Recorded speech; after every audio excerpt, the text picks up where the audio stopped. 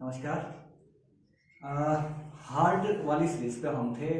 इससे पहले जो हमने जो हार्ट डिजीज है, हार्ट अटैक, उस पर हमने बात करा। उसके बाद हार्ट अटैक से संबंधित जो योगिक प्रोसेस थे उन पर हमने बात करी, पूरा एक्सप्लेन करा। आहार से लेके, निद्रा से लेके, ब्रह्मचर्य से लेके, योगिक आसनों से लेके, प्राणायाम, मुद्रा, सभी चीज़ों को हमने जो है थ्योरेटिकली जो है समझा। तो उसके बाद मैंने कहा था कि मैं इसके बाद एक वीडियो दूंगा जिसमें हम जो है योगिक प्रैक्टिस करके भी दिखाएंगे कि कौन कौन सी योगिक आसन हैं जिनसे जो है हार्ट के रोगियों को आराम मिलेगा और धीरे धीरे जो है उनका जो ब्लॉकेज है वो ब्लॉकेज भी समाप्त होने लगेगा। तो अभी हम जो है इस पे ज़्यादा टाइम न लेते हुए सीधे सीधे हम प्रैक्टिस पे आते हैं।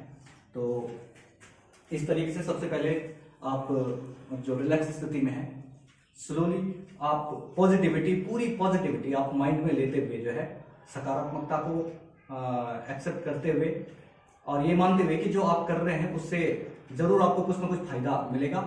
दोनों हाथ सीधे, कमर सीधी और पूरा जो है आप बीच में पूरे सीधे रहेंगे। सबसे पहला जो इसके लिए आसन है, उस आसन में जो है ताड़ासन आप करेंगे। दोनों हाथ सामने ले जाते हुए, दोनों हाथों के सामने, दोनों पंजे आपस में जोड़ते हुए और ऊपर, पूरा ऊपर करके और फिर स्लोली सांस भरते हुए जो है आप क्या करेंगे, ऊपर हो जाएंगे और पूरा फोकस करेंगे पॉजिटिविटी पे। नॉर्मल ब्रीथिंग और इस तरीके की स्थिति आपकी बनी रहेगी। जितनी देर हो सके इसमें फोकस करें क्षमता के अनुसार। फिर रिलैक्स, रिलैक्स एंड फिर नेक्स्ट सेम इसी पोजीशन को एक बार दोबारा आप देख लीजिए। दोनों हाथ सामने, सांस भरते हुए, दोनों को जकड़ते हुए, सांस भरते हुए ऊपर एंड स्लोली ऊपर। और जितना देर हो सके इसमें आप रुकें। ऐसे ऐसे जो है कम से कम आपको जो है 10 राउंड रोज के करने हैं। इसके बाद रिलैक्स, स्लोली जो है सांस छोड़ते हुए रिलैक्स पोजीशन में आ जाएंगे। इसके बाद जो दूसरा आसन है इसके लिए वो है त्रिकोणासन। तो त्रिकोणासन में जो है स्टार्ट करेंगे एंड स्लोली जो है जब भी आप डाउन जाएंगे तो सांस छोड़ते हुए नीचे जाएंगे। उसके बाद जितनी देर हो सके रुक सको उतनी देर रुको। उसके बाद फिर स्लोली जो है बीच में एंड फिर relax and just opposite side, दूसरा हाथ आराम से जो है सांस भरते हुए ऊपर कानों के बगल में और उसके बाद स्लोली जो है दूसरी साइड और जितनी देर हो सके इसमें रुकें। उसके बाद फिर वापस एंड रिलैक्स।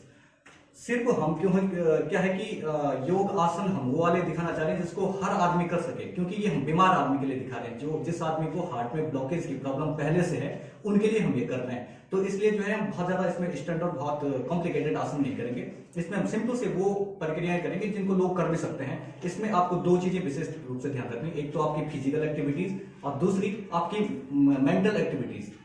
जैसे कि मैंने कहा कि जब भी आप डाउन जाएंगे तो आप जो है एक्सहेल करेंगे, तो वो करेंगे इसका आप विशेष फोकस आप एक्सहेल और इनहेलेशन पे करेंगे, क्योंकि इनका डायरेक्ट इफेक्ट आपके जो है हार्मोनल सिस्टम पे होता है। और ये हार्मोन्स और ये एंजाइम और जो भी इनर एक्सक्रीशन आपकी बॉडी के अंदर है, ये कहीं ना कहीं इन ब्लॉकेज के लिए क्या है, रिस्पॉन्सिबल है। इसके अलावा फिजिकल स्तर पे जो भी चेंजेस आपके होते हैं वो चेंजेस जो है आपकी बॉडी पे यानी डायरेक्ट हार्ट पे जो है इफेक्ट करते हैं। तो ये स्टैंडिंग आसन सिर्फ दो आसन, क्योंकि हम बीमार आदमी के लिए ये आसन बता रहे हैं। जो ओल्ड एजर हैं और बीमार लोग हैं वो दो आसन करेंगे, एक तो ताड़ासन जो हमने बताया और दूसरा जो है त्रिकोणासन जो हमने बताया। इसके बाद आप आ जाएंगे सिटिंग पोजीशन में। सिटिंग में भी वज्रासन में, वज्रासन की स्थिति में आप आएंगे इस तरीके से। वज्रासन में बिल्कुल रिलैक्स होकर बैठेंगे। उसके बाद वज्रासन में, उसके बाद दोनों घुटनों पे आप खड़े हो जाएंगे, सांस भरते हुए स्लोली अप एंड उष्टासन, अर्ध उष्टासन इसमें करेंगे। जो लोग स्वस्थ हैं और जो कर सकें वो पूर्ण उष्टासन कर सकते हैं, और जो लोग नहीं कर सकते वो अर्ध उष्टासन। और इस तरीके से आप देखेंगे आपका जो चेस्ट वाला वो एरिया है पूरी तरीके से एक्सपेंड हो जाता है, क्योंकि यहाँ पर आपके हार्ट की स्थिति है और हार्ट की यहाँ पर एक्सरसाइज पूरी तरीके से होती है। उसके बाद स्लोली एंड वापस आप आ जाएंगे। तो ये उष्टासन है, इसके कम से कम आप 5 राउंड रोज करिएगा। इसके बाद दूसरा जो है इसका अपोजिट आसन जो है शशांक आसन आप करेंगे। शशांक आसन में दोनों हाथ ऊपर और सांस छोड़ते हुए स्लोली जो है आप नीचे जाएंगे। पूरा रिलैक्स होकर जो है आप इस आसन में रहेंगे। तो इस आसन को कहेंगे शशांक आसन या रैबिट पोज जिसको कहा जाता है। इस स्थिति में जो है पूरा जो ब्लड का फ्लो है आपकी हार्ट की तरफ पूरा रहेगा। मैक्सिमम ब्लड जो है आपके जो मायोकार्डियल जो लेयर है उसमें मैक्सिमम ब्लड पहुंचेगा। मैक्सिमम जो ब्लड पहुंचेगा तो उसके कारण जो वहां पर जो ब्लॉकेज आ गए हैं वो धीरे धीरे जो है समाप्त होने लगेंगे। रिलैक्स। ये 2 आसन हमने सेटिंग में बताए। एक तो इसमें अर्धपुष्टासन, बहुत झटका नहीं देंगे और बहुत जबरदस्ती नहीं करेंगे, जितना हो सके। उसके बाद शशांकासन हमने करा। इसके बाद 2 और रिलैक्सिंग आसन है जिनको हम जो है लेट के, एक तो पीठ के बल जिसको शवासन नाम से कहा जाता है, आप लेट करके। शवासन एक रिलैक्सिंग आसन है। इसमें दोनों पैरों में थोड़ा सा गैप देके दोनों हाथ हथेलियों को ऊपर और पंजे जो है बाहर की तरफ खुले हुए, हाथ शरीर से थोड़ा दूर, और बिल्कुल सब का मतलब होता है जैसे कि शरीर से अगर प्राण निकल जाए तो जिस स्थिति को कहते हैं सब कहा जाता है। इस स्थिति में जो है पूरा शरीर रिलैक्स आप रखिएगा, आंखें बंद, और पूरी पॉजिटिविटी के साथ अपनी ब्रीथ पे, अपनी सांसों पे जो है फोकस करिएगा। उन पे कोई आपको जबरदस्ती नहीं करनी सांसों पे, जो सांसें आपकी नॉर्मल है उन पे फोकस करिएगा और धीरे धीरे महसूस करिएगा कि आप जो है बिल्कुल ढीले हैं और अपने जो अंतर्मन है उससे अपने आप को, अपने शरीर को देखने का प्रयास करें। आपको ऐसा महसूस हो कि आप कहीं दूसरी जगह खड़े होकर अपनी बॉडी को देख पा रहे हैं। इस स्थिति को कहा जाता है, ये शवासन की स्थिति है। इसी में योग निद्रा भी कराई जाती है। इसमें आपको 2 तरीके से लाभ मिलेगा।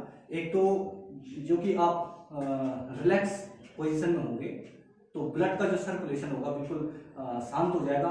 इसमें आपका जो ब्लड प्रेशर या ब्लड शुगर आपका बढ़ गया हो तो वो धीरे धीरे जो है कम होने लगेंगे।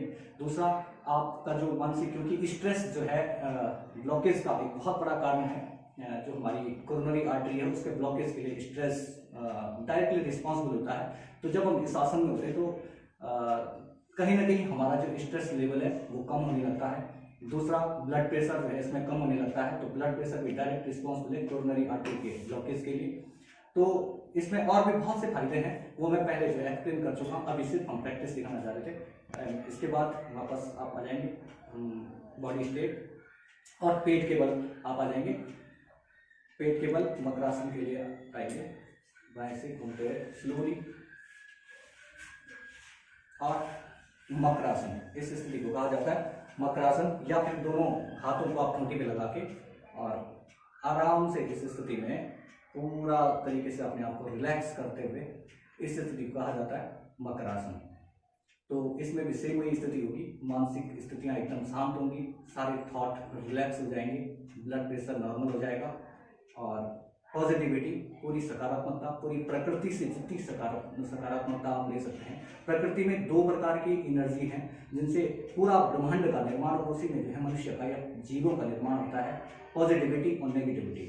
आप पे डिपेंड करता है आप कौन सी ग्रहण करते हैं। अगर आप नेगेटिविटी ग्रहण करते हैं तो अनेक प्रकार की बीमारियां, अनेक प्रकार की व्याधियां शारीरिक और मानसिक रूप से हमें क्षति पहुंचाते हैं।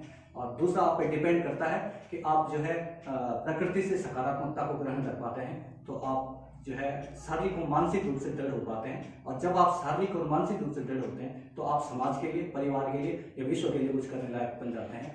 तो इसलिए योग का जो सबसे, क्योंकि एक्सरसाइज तो जो आपको और पैथी और तरह की जो प्रणालियां हैं वो भी आपको सिखाती हैं, लेकिन योग एकमात्र ऐसा है जो आपको पॉजिटिविटी की तरफ ले जाता है आपकी सोच से।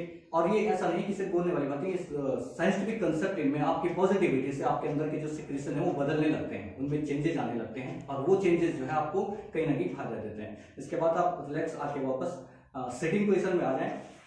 सिटिंग पोजीशन में इसलिए आ रहे हैं कि इसके बाद हम प्राणायाम, मैंने कहा था कि सारे प्रकार के प्राणायाम जो है इसमें यूज होंगे।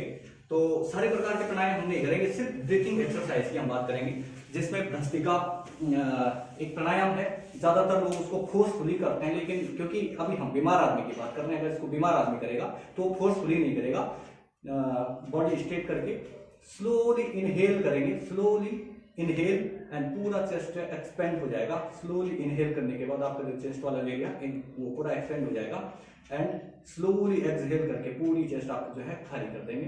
तो ऑक्सीजन का इनहेलेशन एंड CO2 का एक्सहेलेशन इसमें होगा। इसके बाद दोनों हाथों को आपस में मिलाकर, दोनों को आपस में रब करके और दोनों हाथों पे पूरे फेस पे उसको मलते हुए जो है आप वापस आ जाएंगे।